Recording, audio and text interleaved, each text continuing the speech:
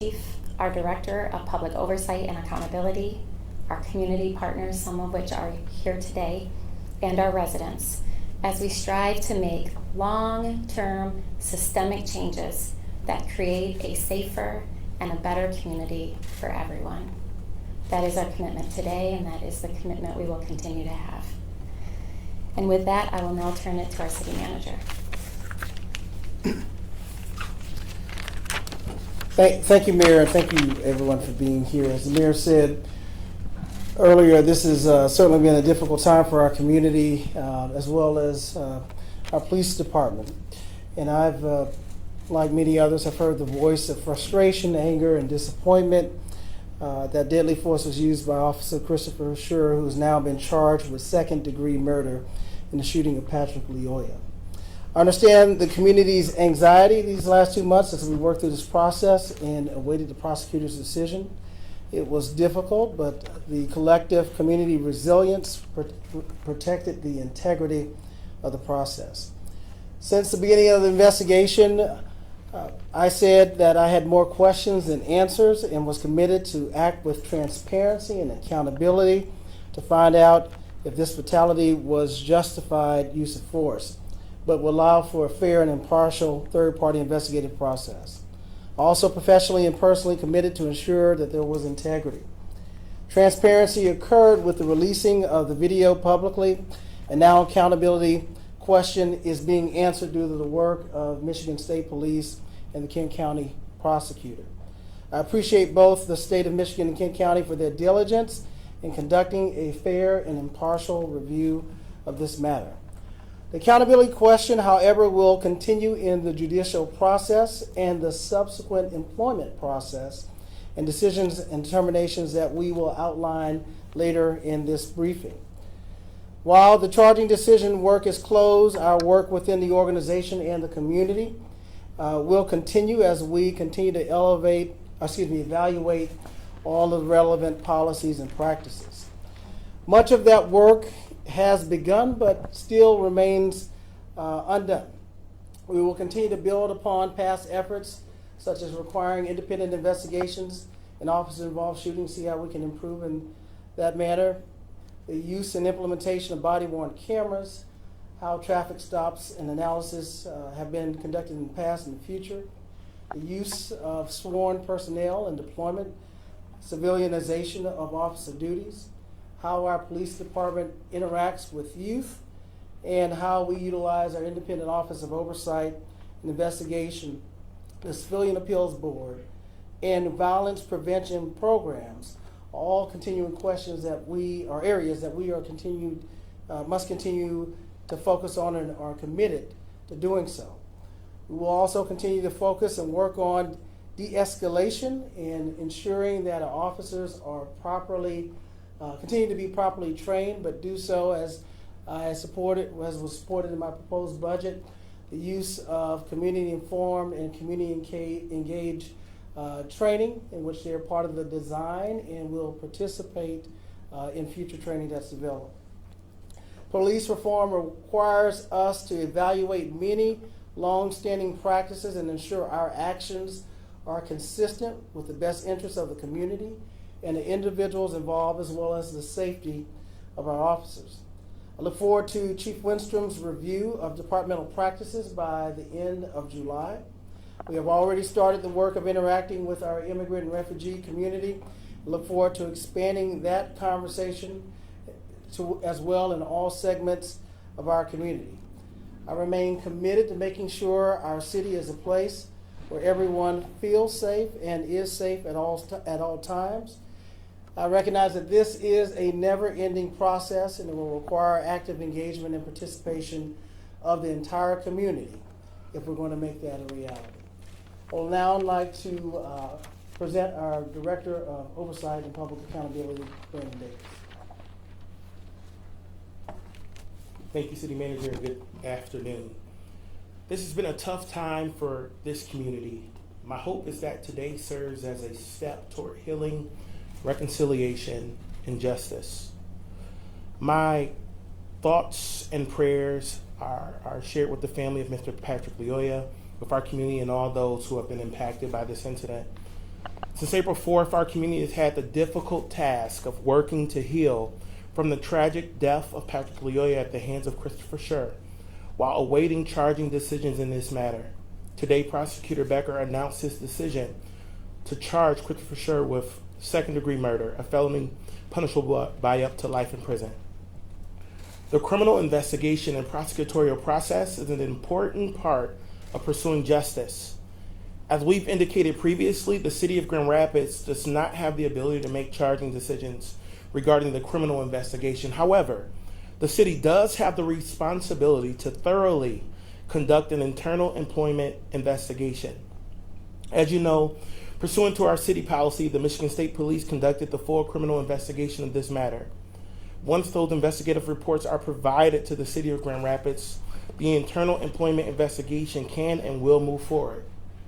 The investigation will include the Internal Affairs Division review of the complete employment investigation that will include determining which city or police department rules, procedures, laws, or policies were violated.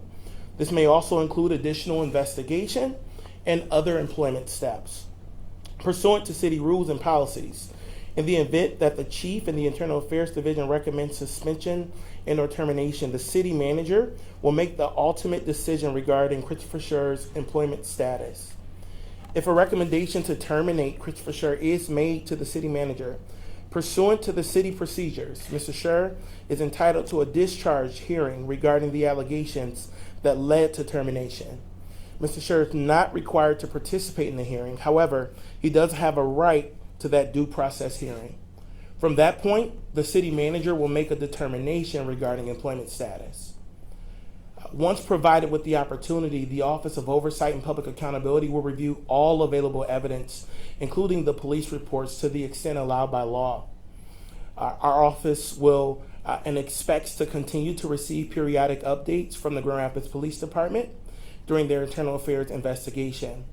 We will evaluate the internal affairs report and findings, and we will release an audit of those findings publicly, redacted to the extent required by law, as quickly as possible. As we've previously indicated, after the investigation is concluded, we will do a post-incident review of the city's actions and consider concerns such as how much time it took to release video of this incident, when should an officer's name be released in connection with an investigation. We'll consider the amount of time it took to render aid. We'll also review what policy changes, if any, can be implemented to help prevent this type of result.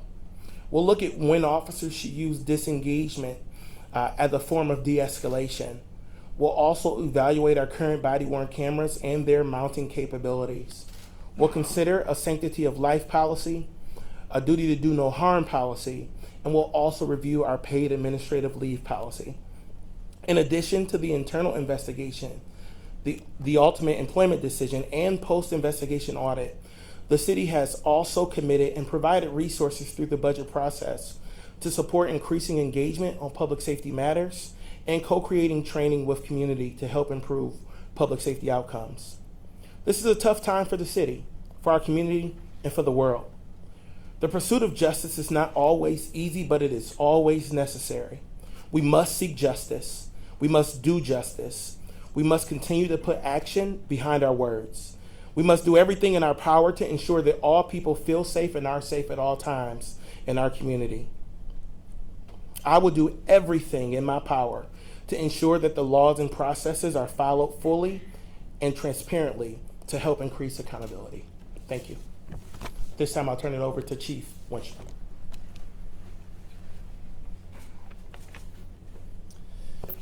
I want to once again offer my condolences to the Lyoya family for their loss and to thank them for their continued calls for peace during this time. I want to thank the Michigan State Police for all the work that they did to conduct a thorough, independent investigation.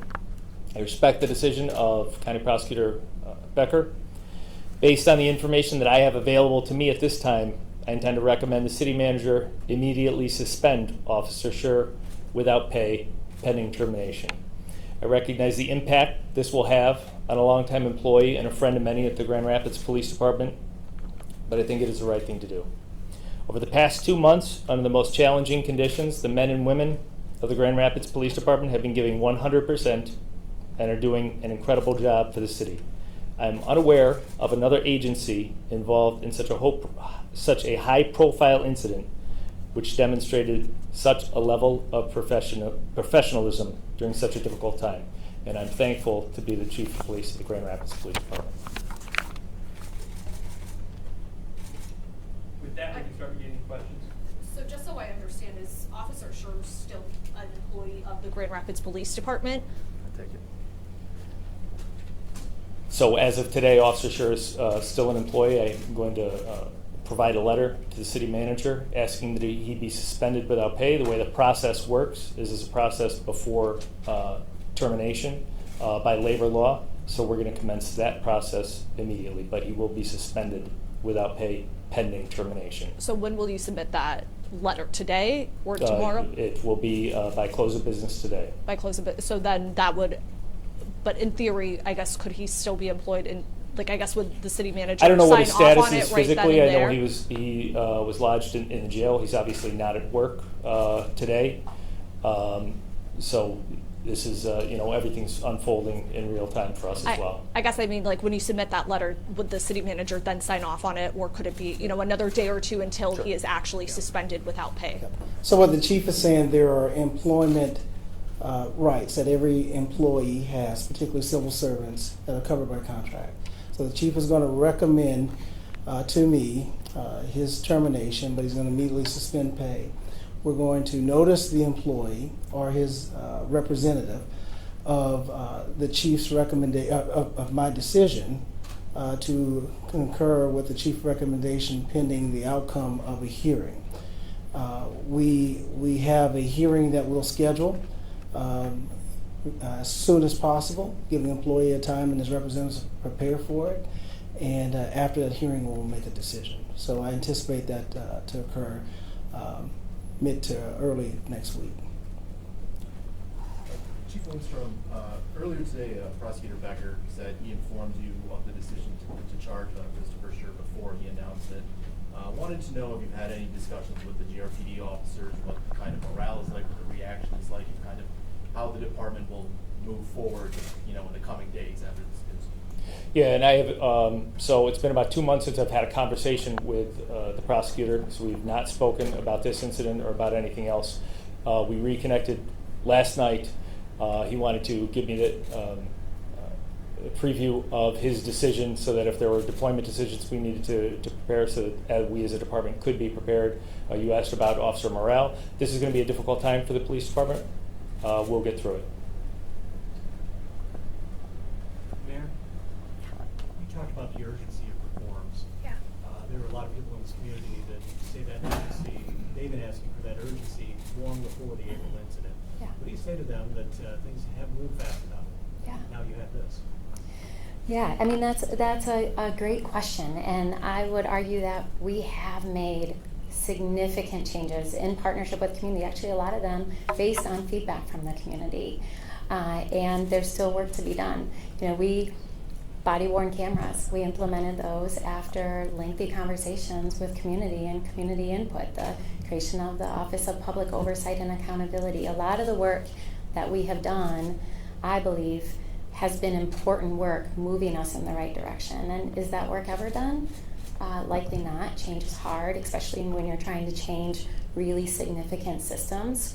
But the reality is that there's only so much we can do locally, right? The police reform, I would argue a number of other reforms that have to happen in systems, we aren't completely responsible for them at the local level. We need reforms at the state level, we need reform at the federal level, and we need to have a lot of changes in different systems to help us get to where we want to be. Chief, when it comes to reforms of the department, you have policy that the city sets. You also have a union. You have organized labor to deal with. How is that going to work out? I mean, is the union willing to work on some of these things, or is that? Yeah, I think just keeping the communication with the union. I have a good relationship. They know that I'm interested in reviewing all the policies and procedures, and so long as you keep that communication, let them know what's expected of them. I don't anticipate any resistance as far as that goes. But when you get to the bargaining table, do you? Well, now you're talking about, I mean, if you're talking about policies and procedures, but if you're talking about, changes to work conditions, it's a bargaining table issue. Bargaining is ongoing. I don't want to speak to that. I haven't had a table at those discussions at this time, and because it's ongoing, I don't think it'd be appropriate for me to discuss it at this time. Chief, do you agree with these charges?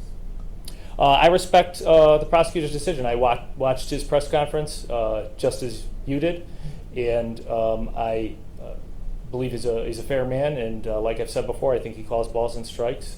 So I respect his decision. I mean, I as I said. get that you respect it, but I'm asking specifically, do you think these are the right charges against your officer? Yeah, and again, I respect the decision. Now, I have not had conversations with the Michigan State Police yet. I don't actually have that file, which I've been anticipating getting, because they did just conclude this. So we will take a thorough look into the whole investigation myself, but I don't have any reason to believe that Mr. Becker made an incorrect decision. Were you surprised by the decision? I'm not surprised by much, no.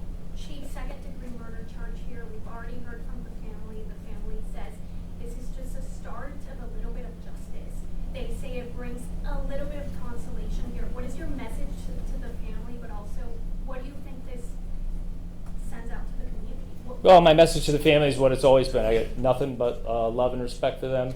I can't imagine losing a child. I have kids. I am a father, so I understand it. So my message is the same, and I hope that they do find some closure as the process moves forward. Chief, you haven't really said much of what you thought of what you saw in the video, but if you're recommending that this officer be fired, there's got to be a reason.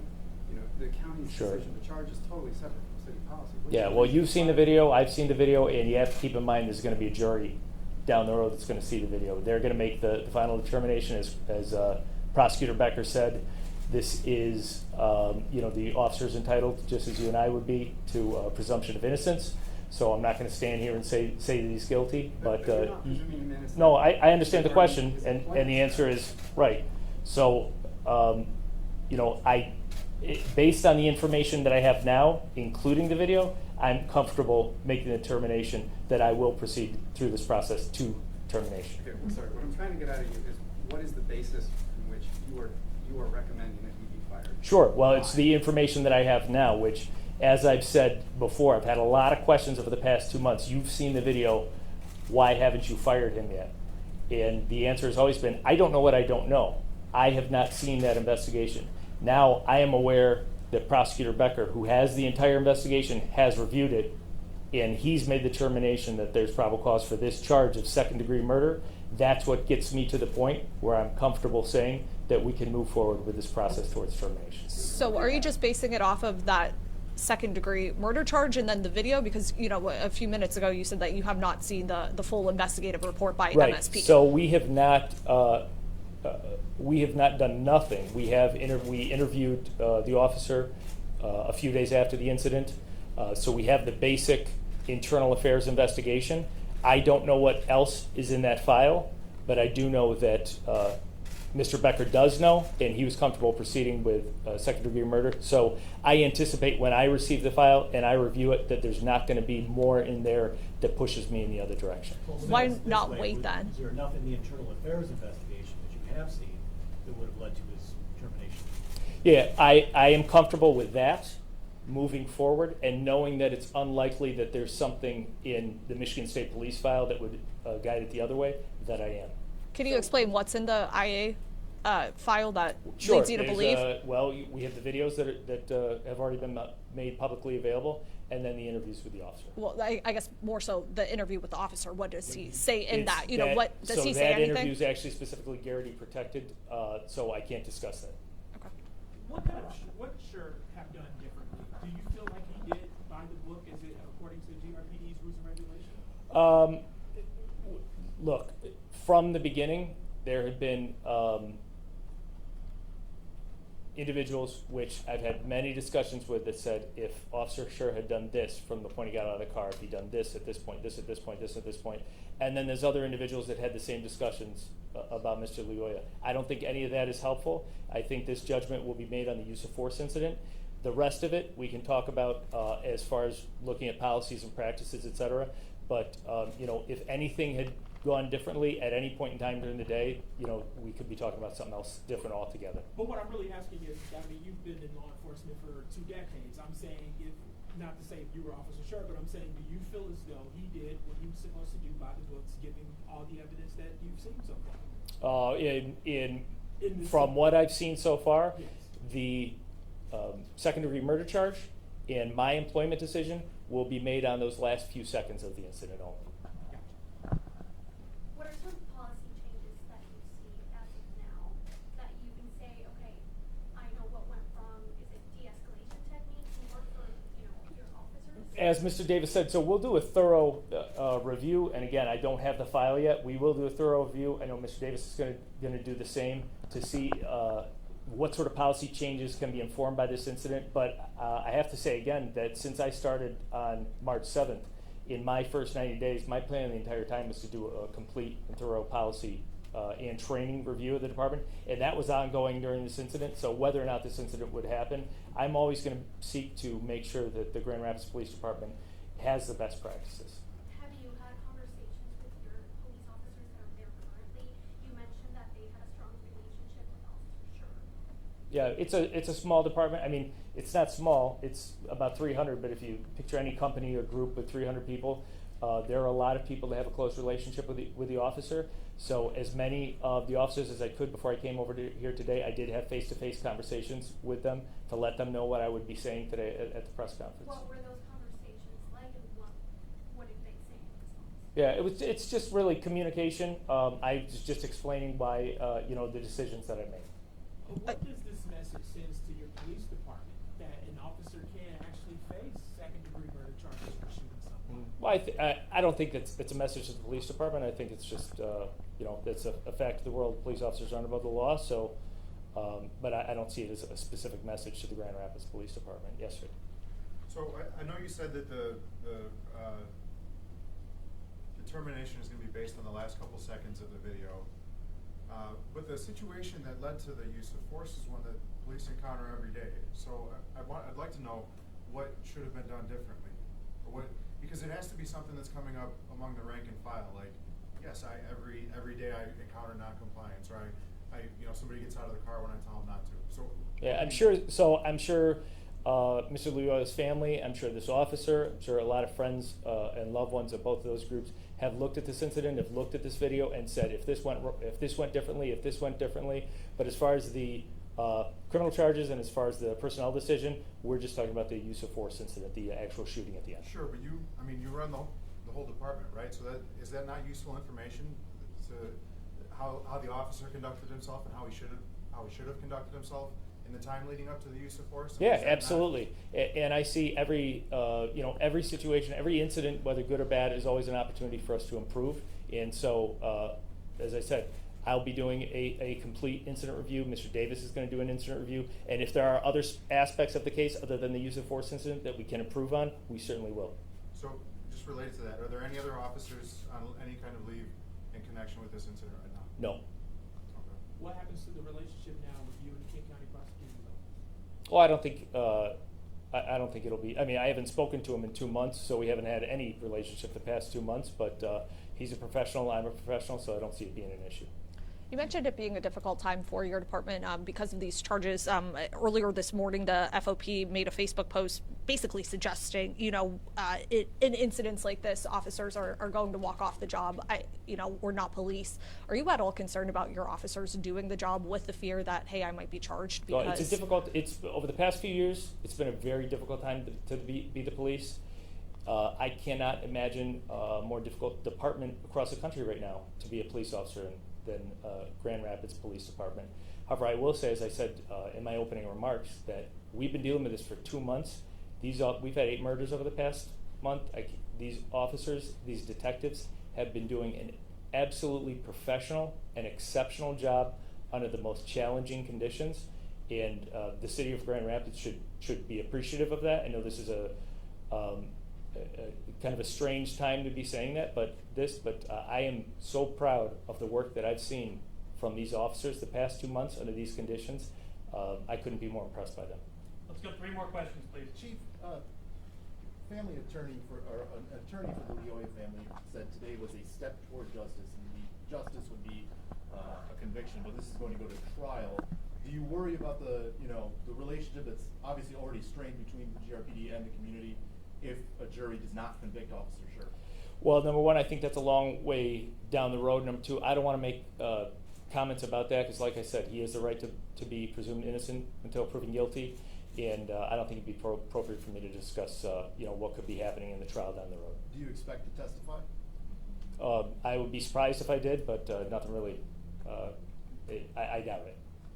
I have this question. I mean, you come from Chicago. I'm sure you've seen these types of situations play out all the time over there. What kind of experience, I guess, did you learn from being in Chicago to deal with this situation with one of your officers killing an unarmed black man? Well, yeah, and unfortunately it is something that I have a lot of experience with Chicago. And I said the experience that I brought here was, for example, the release of the video. In my experience, balancing the needs or the wants of the prosecutor and the investigating unit to keep the information private, to balance that with the desire of the community for that transparency is something that I think in 2022 we have to really realize that there's when that many people are calling and demanding to see the video, it is important to get that information out. So that's what I learned in Chicago was communicate early and communicate thoroughly. How much has Sherp been paid, since he was placed on paid administrative leave? I have no idea. Okay, last question over here. We know second-degree murder charge. We know as of now protesters are out protesting in front of GRPD. What is the ultimate message that you have for them? For the protesters, I support the First Amendment right. Let your voices be heard. And thank you, everybody.